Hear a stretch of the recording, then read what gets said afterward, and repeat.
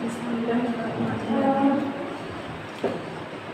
তোমাদের সম্বন্ধে ডিগ্রি কলেজের দ্বাদশ শ্রেণীর ছাত্রীরা তোমরা আমার শুভেচ্ছা নাও। নিশ্চয়ই ভালো করে পড়াশোনা করছো, কারণ পরীক্ষা খুব কাছে এসে গেছে। তো এখানে তোমাদের আমি দ্বিতীয় পত্র পড়াচ্ছি। আজকে তোমাদের আমি পড়াবো হচ্ছে তৃতীয় অধ্যায়, দ্বিতীয় পত্রে তৃতীয় অধ্যায় সামাজিক সমস্যার সমাধানে সমাজকর্মের অনুশীলন।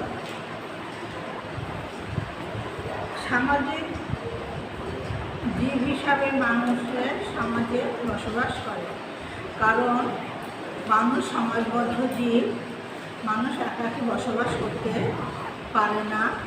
তো এখানে মানুষের যখন সমাজবদ্ধ হয়ে বসবাস করে এবং পারস্পরিক ক্রিয়া প্রতিক্রিয়া সৃষ্টি হয়, তখন এর মধ্যে কিছু সমস্যা এবং সম্ভাবনাও থাকে। এই সব সমস্যাগুলো মানুষের স্বাভাবিক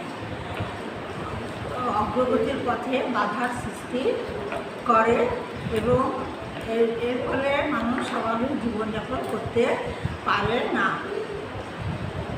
তো যেহেতু বাংলাদেশ একটি উন্নয়নশীল দেশ, পৃথিবীর কোনো সমাজ নেই যেখানে সমস্যা নেই। হয়তো এক এক সমাজে এক এক রকম সমস্যা বিরাজ করে, কিন্তু সমস্যামুক্ত সমাজ কোথাও খুঁজে পাওয়া যাবে না।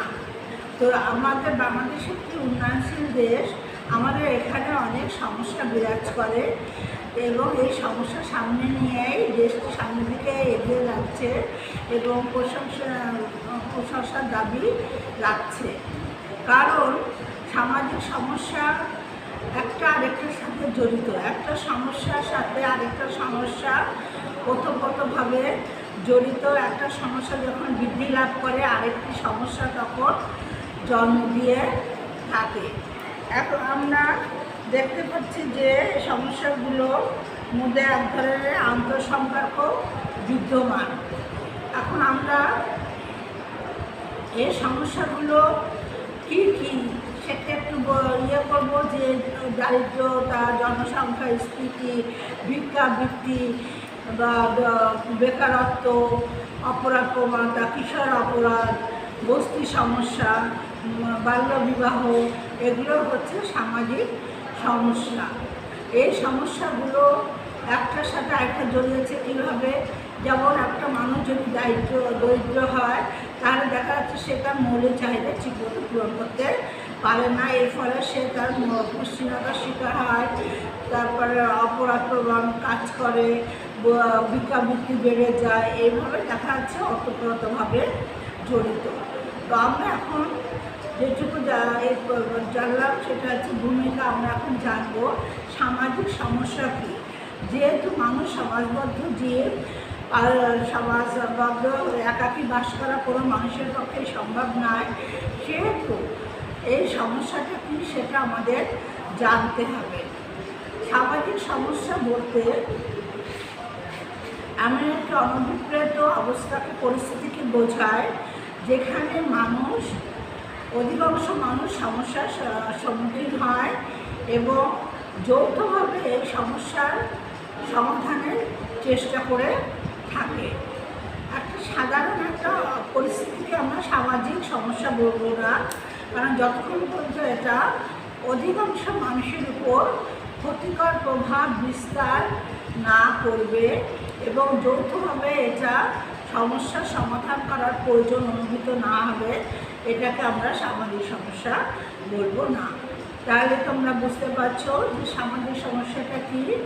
যেমন ধরো একটা ক্লাসে, আমার ক্লাসটাকে যদি আমরা একটা সমাজ ধরি বা একটা দেশ ধরি, এখানে দেখা যাচ্ছে যে ক্লাসের অধিকাংশ ছাত্রীরা হয়তো সকালে না খেয়ে এসেছে।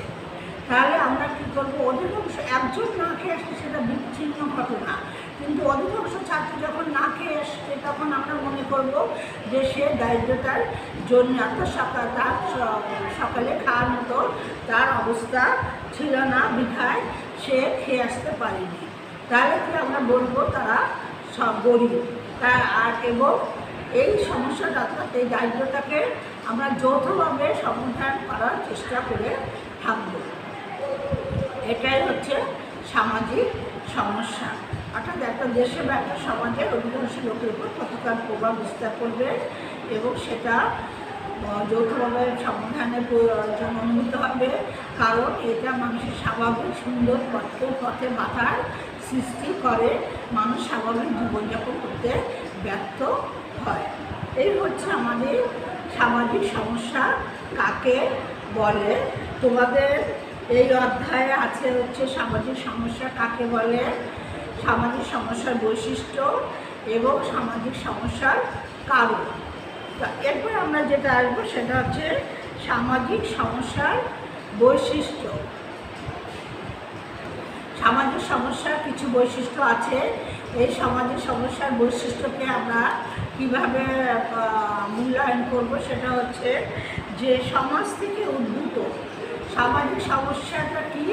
এটা সমাজ থেকে উদ্ভূত হয় এবং সমাজের পরিসরের মধ্যে সমাজকে কেন্দ্র করে এইসব সমস্যার সৃষ্টি হয় এবং বিস্তার লাভ করে। সামাজিক পরিসরের মধ্যে একটা সমাজের মধ্যে এটা থাকে, এটা বিস্তার লাভ করে এবং এর সময়টা সমস্যার সৃষ্টি করে থাকে। তাহলে সমাজ থেকে যদি উদ্ভব না হয় তাহলে আমরা সেটাকে সমাজ বলবো, সেটাকে আমরা সামাজিক সমস্যা বলবো না। তোমরা নিশ্চয় বুঝতে পারছো।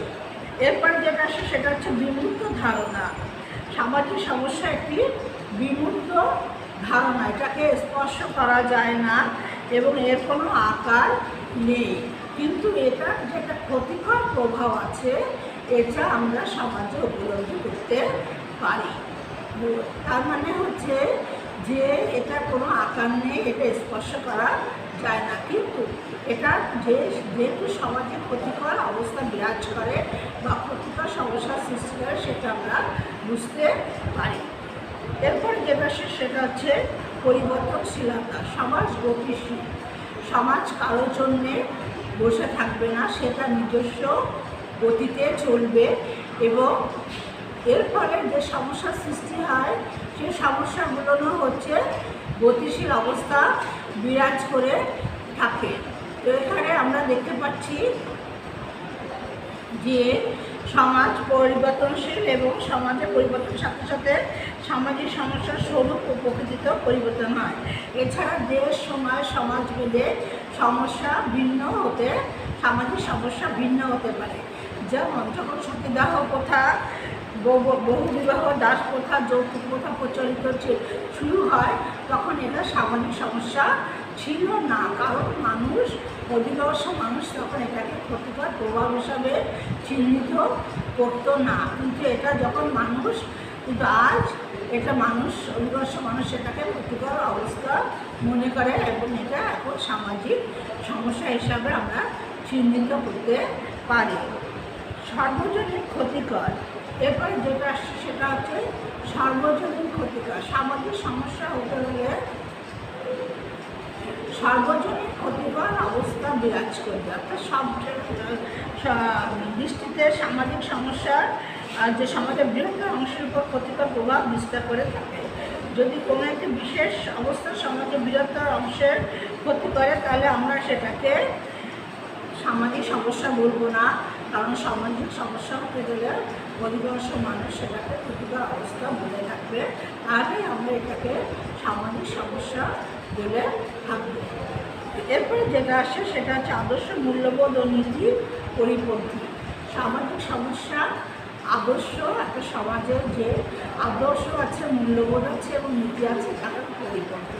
কারণ একটা অপরাধ প্রবণতাকে আমরা নিশ্চয়ই কোনো ভালো কাজ বলবো না, এটা আমাদের আদর্শ, মূল্যবোধ এবং নীতির পরিপন্থী। কারণ একজন অপরাধী তার কাজ কখনোই ভালো হতে পারে না, সে অপরাধ করে থাকে। তো এটা এখানে মানুষের মূল্যবোধকে এটা উপেক্ষা করে থাকে, ফলে আমরা এটাকে সামাজিক সমস্যা একটা বৈশিষ্ট্য হিসাবে চিহ্নিত করতে পারি। এরপরে যেটা আসছে সেটা হচ্ছে নির্ভরশীলতা।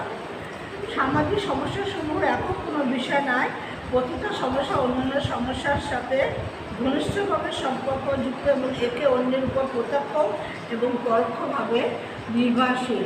কারণ সামাজিক সমস্যাগুলো সবসময় একটার সাথে আরেকটা নির্বাসী হয়ে থাকে।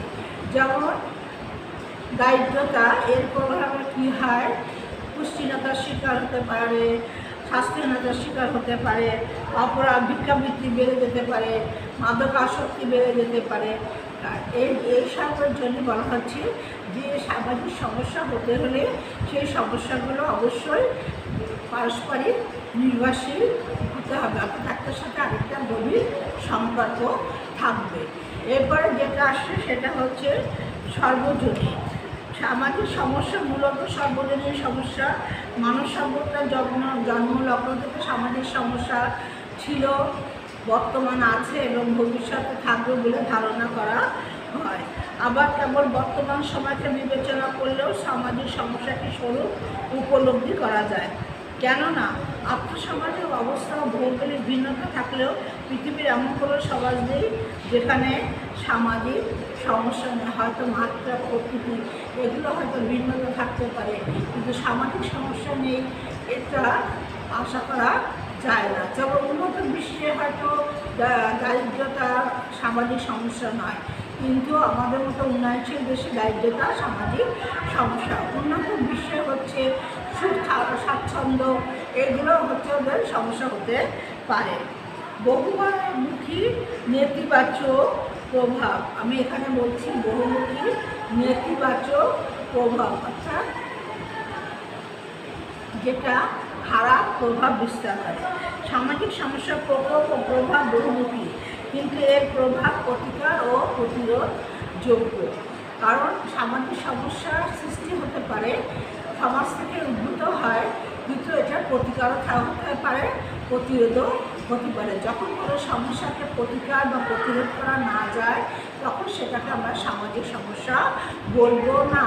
কারণ প্রতিকার এবং প্রতিরোধযোগ্য না হলে সামাজিক সমস্যা হয় না। এর জন্য দেখা যাচ্ছে যে প্রাকৃতিক যে আমরা এটাকে বলবো যে বহুমুখী নেতিবাচক প্রভাব পড়ে এবং অধিকাংশ লোক এটাকে সমাধান করার প্রয়োজনীয়তা অনুভব করে। সচেতনতা বৃদ্ধির জন্য যৌথ প্রচেষ্টা। সচেতনতা বৃদ্ধি, তাদের সচেতনতা বৃদ্ধি করতে হবে সমাজের মানুষকে। সামাজিক সমস্যা হলে এটা যেহেতু প্রতিকার এবং প্রতিরোধযোগ্য, সেহেতু এটার জন্যে এটার সমাধানের জন্য জনগণকে সচেতন করতে হবে। কারণ জনগণকে সচেতন করা ছাড়া এই সমস্যার সমাধান করা যায় না।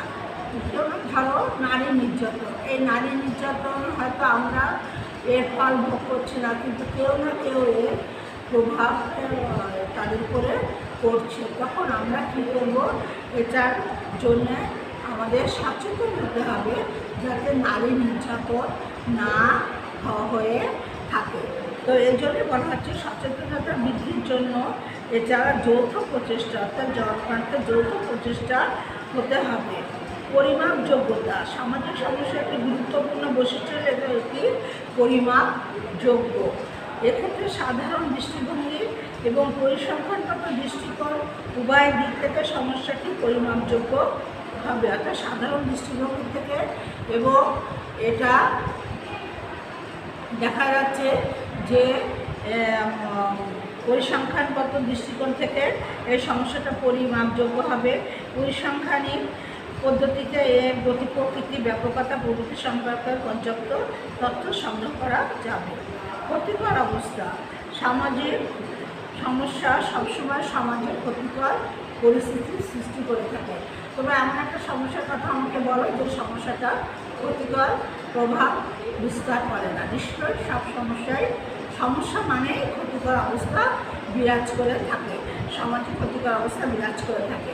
এই জন্য বলা হচ্ছে যে ক্ষতিকর অবস্থা স্বাভাবিক জীবনের পথে বাধা সৃষ্টি করে, অগ্রগতি উন্নয়নের পথে বাধা সৃষ্টি করে। যেমন দারিদ্র্য, দুর্নীতি, নিরক্ষরতা এটা উদাহরণ, যে এরা অবশ্যই মানুষের চলার পথে বাধার সৃষ্টি করে থাকে, মানুষের উন্নত জীবনের পথে বাধা সৃষ্টি করে। এরপরে যেটা আসে বস্তুগত ও অবস্তুগত দিক। সামাজিক সমস্যার প্রধানত দুটি দিক রয়েছে, একটা হচ্ছে বস্তুগত আর একটা হচ্ছে মনোগত বা অবস্তুগত। বস্তুগত সমস্যা হচ্ছে মানুষের বৈষয়িক সমস্যার সৃষ্টি করে থাকে। যেমন দারিদ্র্যের কারণে মানুষের মৌলিক চাহিদা পূরণ হয় না। আর মনোগত দিক হচ্ছে এই চাহিদা যখন পূরণ না হয় তখন মানুষের মধ্যে দুঃখ, কষ্ট, ক্ষোভ, হতাশা এগুলো বিরাজ করে। কারণ আমরা জানি যে 6টা মৌলিক চাহিদা আছে। এই 6টা মৌলিক চাহিদা মানুষকে অন্তত ন্যূনতম কিছু না কিছু পূরণ করতে হবে। এই 6টা যখন দারিদ্রতার জন্য এটা হয়তো পূরণ হয় না, এটা হচ্ছে বস্তুগত। আর অবস্থাগত হচ্ছে যে এটা যখন পূরণ হয় না তখন মানুষের মতো হতাশা, ক্ষোভ এগুলো দেখা দিয়ে দুঃখ, কষ্ট এগুলো জন্ম নেয়। এরপরে যেটা আসে সেটা হচ্ছে সমাধানযোগ্য। সামাজিক সমস্যা হতে হলে তাকে অবশ্যই সমাধানযোগ্য হতে হবে। সমাধানযোগ্য না হলে সামাজিক সমস্যা হবে না। কারণ যে সমস্যার সমাধান করা যায় না সেটাকে আমরা সামাজিক সমস্যা বলবো না। এই জন্য দেখা যাচ্ছে প্রাকৃতিক দুর্যোগকে আমরা সামাজিক সমস্যা বলি না, কারণ এটা সমাধানযোগ্য নয়। স্থায়িত্ব, সামাজিক সমস্যা চিরস্থায়ী না হলেও এটা দীর্ঘস্থায়ী হয়ে থাকে। যেমন একটা সমস্যা যখন সমাজে সৃষ্টি হয় তখন সেই সমস্যাটা দূর করার জন্যে বহুদিন থেকে চেষ্টা করতে হয়। তো এই জন্যই বলা হচ্ছে যে এটা যে ক্ষণস্থায়ী অর্থাৎ তাৎক্ষণিক হলো, তাৎক্ষণিক এটা শেষ হয়ে গেলো, এটাকে আমরা সামাজিক সমস্যা বলবো না। এই সামাজিক সমস্যা হতে গেলে কী করতে হবে? বেশ কিছুদিন সময় নিতে হবে এবং মানুষকে সচেতন করতে হবে, বিভিন্ন পরিকল্পনা করতে হবে, তারপরেই না একটা সমস্যার সমাধান করা যায়। আইন প্রণয়ন করতে হবে, যৌথ চেষ্টার প্রয়োজনীয়তা। সামাজিক সমস্যা হতে যখন হয় একটা যে কোনো অস্বাভাবিক অবস্থাকে সামাজিক সমস্যা হিসাবে আখ্যায়িত করা যায় না। যতক্ষণ সেই অস্বাভাবিক অবস্থা সমাজের অধিকাংশ লোকের উপর ক্ষতিকর প্রভাব বিস্তার করে থাকে ততক্ষণ পর্যন্ত আমরা এটাকে সামাজিক সমস্যা বলবো না। কারণ যৌথভাবে এককভাবে কোনো সামাজিক সমস্যার সমাধান করা যায় না। এর জন্য প্রয়োজন হচ্ছে যৌথ প্রচেষ্টা। এই যৌথ প্রচেষ্টার মাধ্যমে সামাজিক সমস্যা সমাধান করা হয়ে থাকে। এর জন্য এটা একটা বৈশিষ্ট্য হিসেবে আমরা চিহ্নিত করব। সমাজভেদে আলাদা। দেখা যাচ্ছে যে সমাজভেদে সামাজিক সমস্যার গতি প্রকৃতিতে পার্থক্য পরিলক্ষিত হয়। মূল্যবোধ, দৃষ্টিভঙ্গি, সমাজ কাঠামো ইত্যাদি কারণে সমাজভেদে সামাজিক সমস্যার মধ্যে পার্থক্য দেখা দিতে পারে। অর্থাৎ সমাজভেদে একটা সামাজিক যেটা সমস্যা না, আরেকটা সমাজে সেটা সমস্যা অর্থাৎ সামাজিক সমস্যা হতে পারে। এই জন্য এটাকে বলা হচ্ছে যে সমাজভেদে এটা আলাদা হতে পারে। সামাজিক সমস্যার জন্য সমাজকে অনেক মূল্য দিতে হয়। একটা সমস্যা যখন সৃষ্টি হয় তখন চারজনের সমাজকে অনেক মূল্য দিতে হয়। তোমরা একটু চিন্তা করলে বুঝতে পারবা যে সামাজিক সমস্যা যখন সৃষ্টি হয় একটা সমস্যা তখন এর জন্য সমাজকে অনেক মূল্য দিতে হয়। একজন মাদকাসক্তি আমরা জানি একটি সামাজিক সমস্যা, কিন্তু একজন আসক্ত ড্রাইভার যখন গাড়ি চালায় তখন সেই গাড়ি যখন অ্যাক্সিডেন্ট করে তখন দেখা যাচ্ছে যে অনেক প্রাণ ঝরে যায়। এই যে সমাজে যে প্রতিকূল অবস্থার সৃষ্টি হয় তত সমাজকে যে অনেক মূল্য দিতে হয় এটা একটা সামাজিক সমস্যা হিসাবে আমরা চিহ্নিত করতে পারি। কারণ সামাজিক সমস্যার জন্যে সমাজকে অনেক মূল্য দিতে হয়। এরপরে যেটা আসে সেটা হচ্ছে ব্যক্তিগতভাবে সমাধানযোগ্য। সামাজিক সমস্যাকে আমরা ব্যক্তিগতভাবে সমাধানযোগ্য হিসাবে মনে করে থাকি। এটা কখনো এককভাবে বা ব্যক্তিগতভাবে সমাধানযোগ্য নয়, এটা যৌথভাবে সমাধান করতে হয়ে থাকে। তো ছাত্রীরা, আমার মনে হয় তোমরা সবাই বুঝতে পেরেছ, যেহেতু তোমাদের জন্য এটা একটা ইম্পর্টেন্ট কোশ্চেন এবং তোমরা ভালো করে পড়বা। যদি কেউ কোথাও বুঝতে না পারো আমার কাছে যোগাযোগ করবা এবং বারেবার ভিডিওটা টেনে দেখবা যাতে তোমরা এটা বুঝতে পারো। তো আজকে এই পর্যন্তই। সবাই ভালো থেকো, স্বাস্থ্যবিধি মেনে চলো এবং ভালোভাবে পড়াশোনা করো, যেহেতু পরীক্ষা একেবারেই কাছে চলে এসেছে, সময় নষ্ট করার মতো আর কোনো সময় নেই। ভালো থেকো, আল্লাহ হাফেজ।